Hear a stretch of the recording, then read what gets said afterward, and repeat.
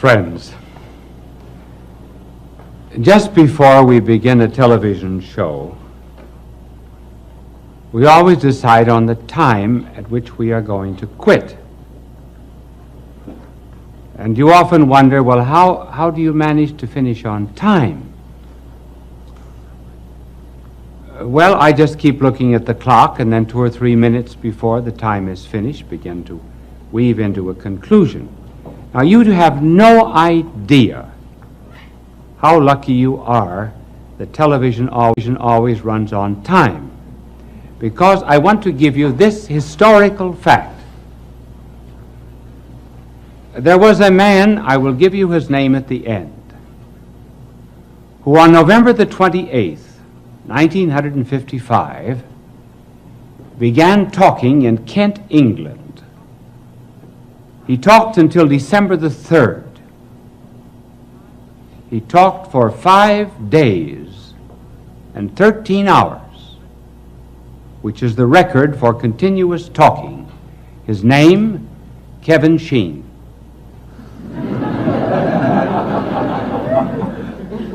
Now, they say that women talk a great deal. The record for women is only 2 days and 14 hours. It was held by a Mrs. Clapp. She couldn't keep her clap shut. Well, tonight we are to talk on the subject of the meaning of love. What is love? Well, that all depends upon whom you're asking. To a psychiatrist, love is a libidinous instinct. He calls it an id. And it becomes interesting to him when it manifests itself in aggressiveness and jealousy and hate and anything that creates a psychiatric problem. To the novelist, love is interesting not when it is a virtue, but generally when it is a vice. Adultery, perversity, and so forth constitute the themes of many novelists. To a biologist, is nothing but an animal instinct that has been carried over into the human order. To a comedian, love is nothing but a lot of dame foolishness. You understood me correctly, didn't you? Love is really none of these things. Love is a feeling, a groping, a tasting, a sensing, and awareness of another. Love always refers to another, not just primarily to self. And here's where it differs from knowledge. Now, let me illustrate this.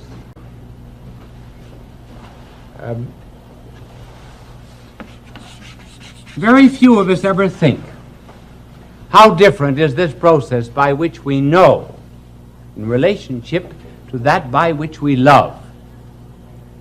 Whenever we know anything, we always bring the thing or object which is known down to the level of our mind. That is why when a teacher is explaining something in class, he will always give an example. It is degraded in some way, simplified. But the mind always insists that it comes down to its level. Hence, when the eternal Word of God came to this earth, he spoke in parables. Brought divine truth down to the level of the people. Now, love does not operate that way. As a matter of fact, love operates in just the opposite direction. For example,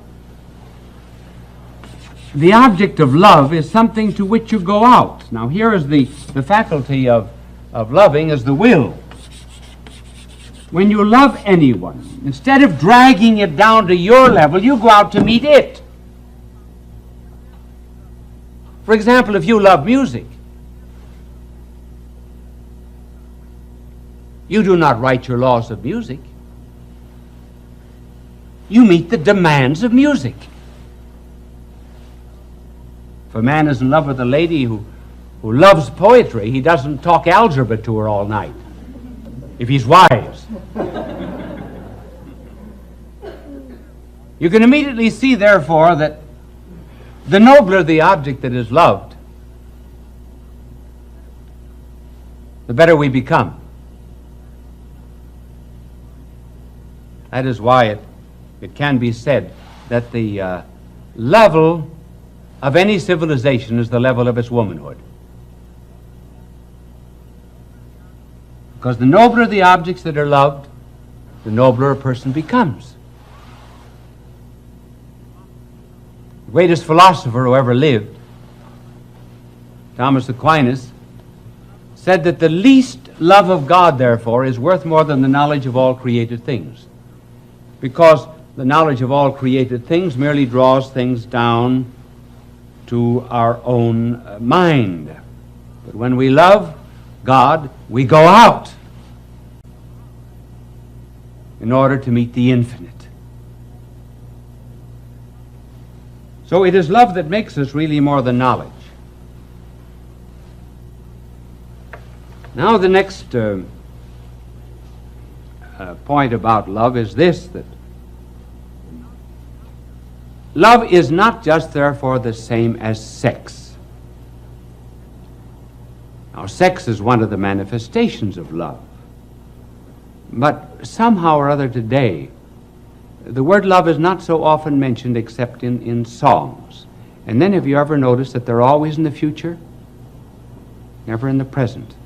How happy we will be. I'll bake a cake for you to take for all the boys to see.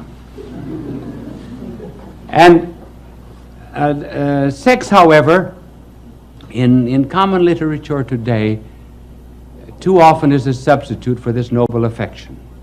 Now, though it is one of the manifestations, it is not necessarily love. And let me show you the difference. Sex alone is really not interested in a person. Sex is really interested in self.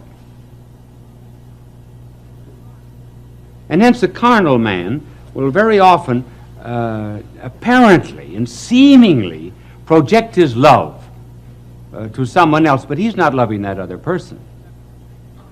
He's loving the pleasure that he finds in that other person, which is not the same. George Orwell, who wrote that remarkable book about the future of a communistic world called 1984, he has some people saying in 1984,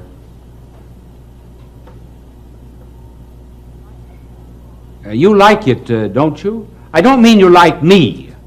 I mean you like it. The other person says, yes, I adore it. It was sex, not love. It.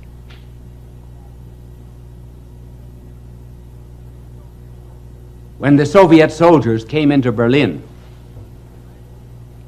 they ran through the streets, the close of World War II. They ran through the streets shouting, I want a woman, I want a woman. They didn't want a particular woman. They were not concerned at all with the person. They just wanted something to satisfy their own ego. Hence the difference. You see what a good job my angel does in clearing the blackboard? And the reason he did a particularly good job is because this afternoon his halo was shined. You know the kind of shampoo he uses? Halo. This is a good chance for a commercial, isn't it? I bet they regret that. Well, Magic Kiss did his halo. This is the difference between sex and love. I mean, not sex as an expression of love, but just isolate it.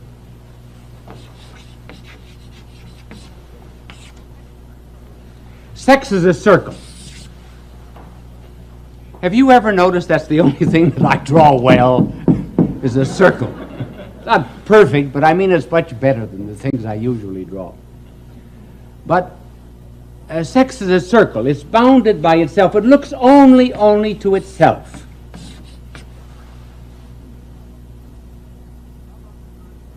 Love, on the contrary, is a cross. Stretches out in all directions. It's all embracing.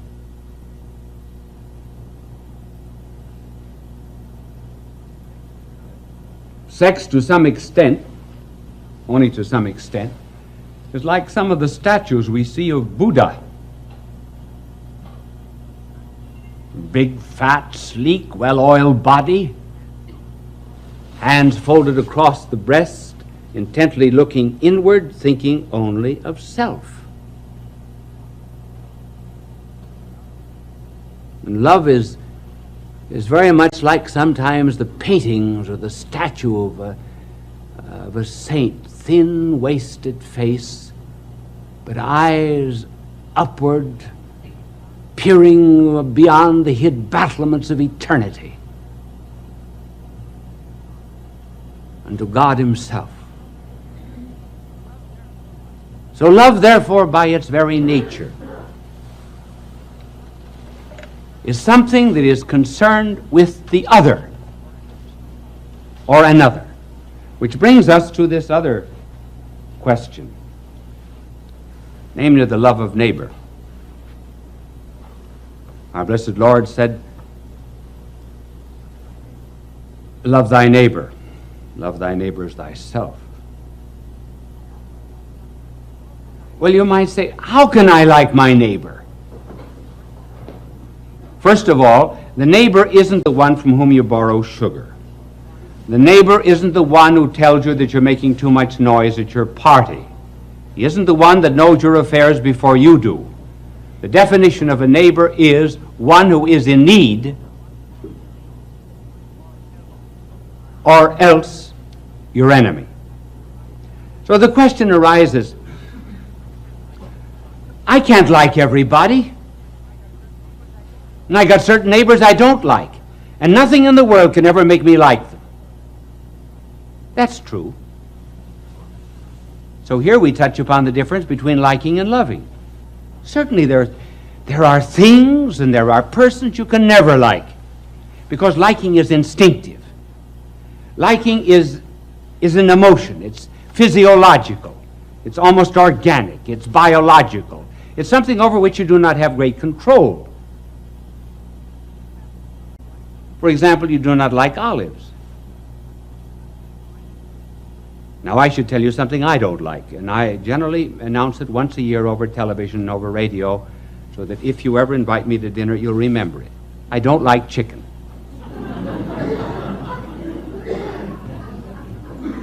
Now, nothing can make me like chicken. I'll tell you the reason why. People wonder why I don't like chicken.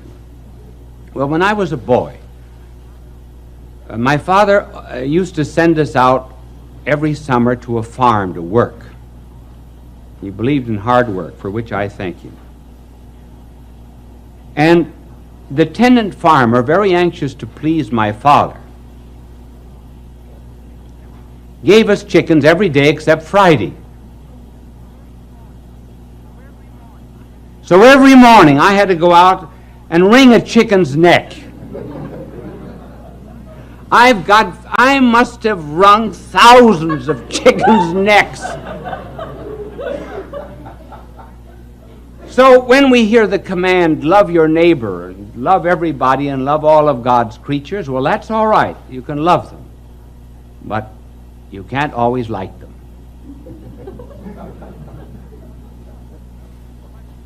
Well, what is love? Love is not in the emotions. Love is not in the feeling. feelings. Love is in the will.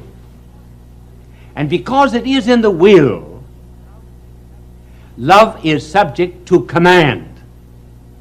To command.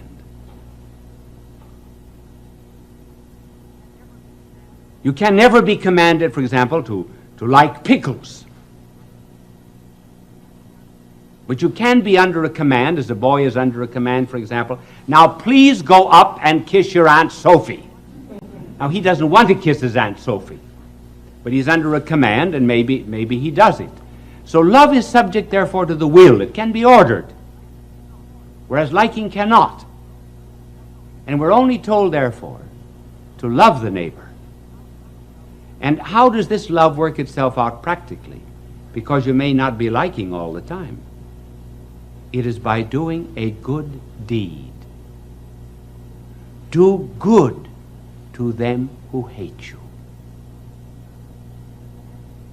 And as we begin to do what we ought and what is commanded, we may eventually begin to love that which we ought. And that is how we gradually come to love God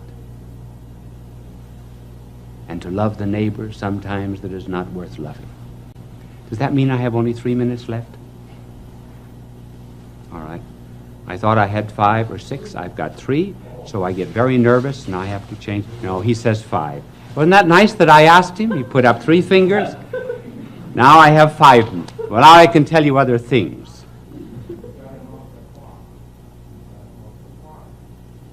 See, he said I'm off the clock.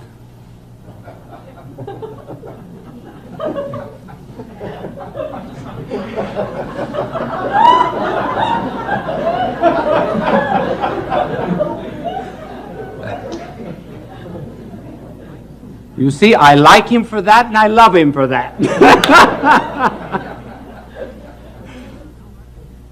Now, our blessed Lord also said, you love your neighbor as you love yourself. How can we love our neighbor as we love ourselves? Well, there are certain times, for example, we like ourselves, we love ourselves, and other times we do not love ourselves. We do not love ourselves when we are hateful and spiteful and mean and uncharitable and when we do embarrassing things. And then there are moments when we do love ourselves. We love ourselves when we're praised. We love ourselves when we're kind to the poor, and so on and so forth. Now, how are we therefore to love the neighbor as ourselves? We are to love the things in him that are good, and we are to not love the things that are bad in him.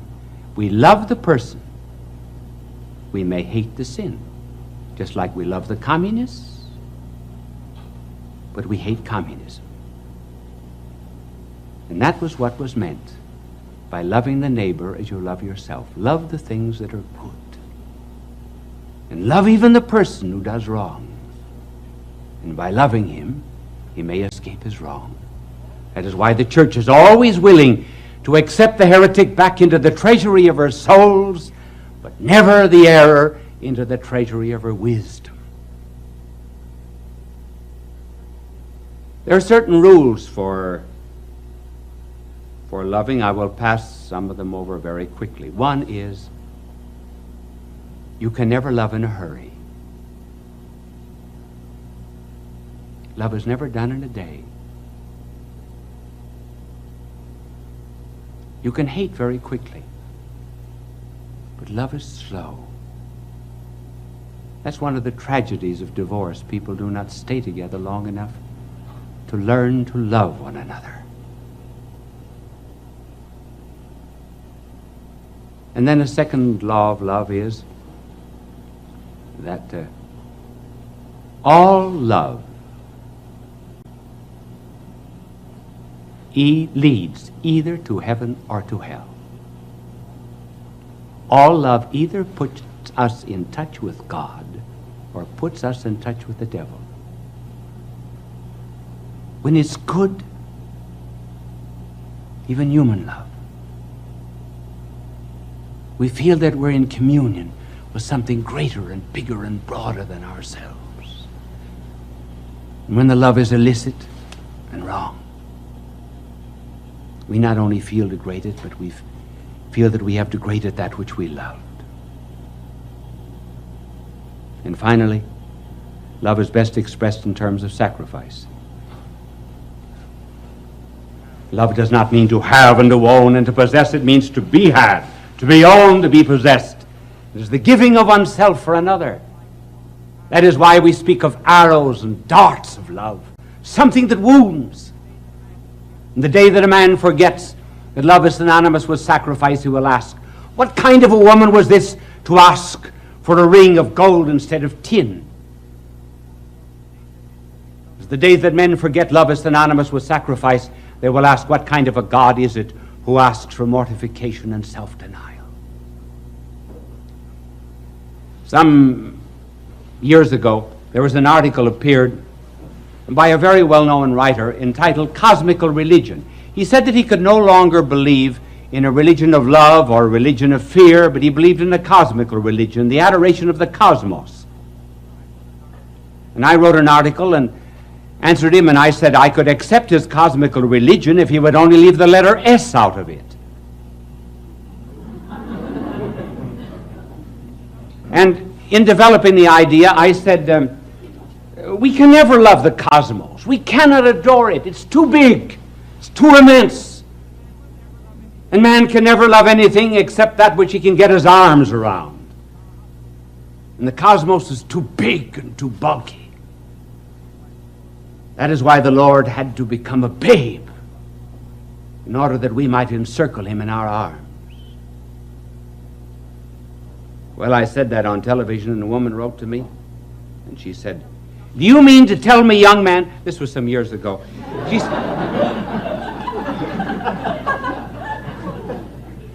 she said, do you mean to tell me, young man, that I can't love anyone unless I can get my arms around them?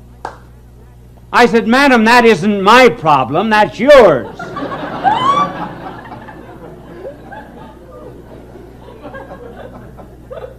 Well, I hope now that you understand love just a little bit better. All love on this earth is just a spark that comes from the great flame of love, which is God.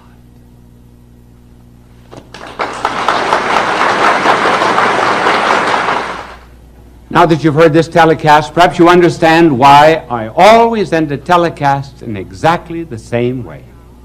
Bye now, and God love you.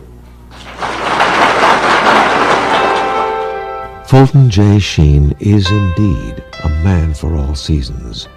He walked a paced beat, allowing it to hear the announcer say, we are now signing off. Good night, and have a good sleep. That relieves her of her loneliness. There was really and truly, a woman wrote to me and told me that my program was the only one to which her cat ever listened. So our subject tonight has to do, to some extent, with loneliness. It affects all ages.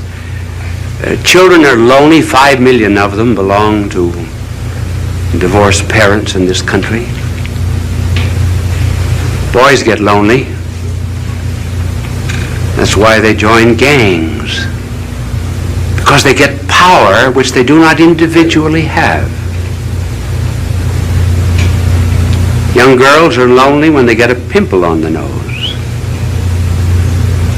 Older girls are more lonely still when the boy treats them as a glass, throws the glass aside after he has taken the drink. They find then that they're just a replaceable part in the great erotic IBM machine. Their loneliness increases. Then there's the loneliness of leadership, being the top man on the totem pole. There's the loneliness of being at the bottom of the totem pole, because you're just one of the masses. You're apt to lose your personality. The loneliness sometimes of marriage. where all the jokes have been told. There's no new event to narrate. And it's the terrible solitude of being alone together. And then even when it does remain fine and noble and rich, even in moments of greatest unity, there is a feeling of apartness after such an ecstasy. One hopes to completely submerge oneself, and yet one finds oneself back again.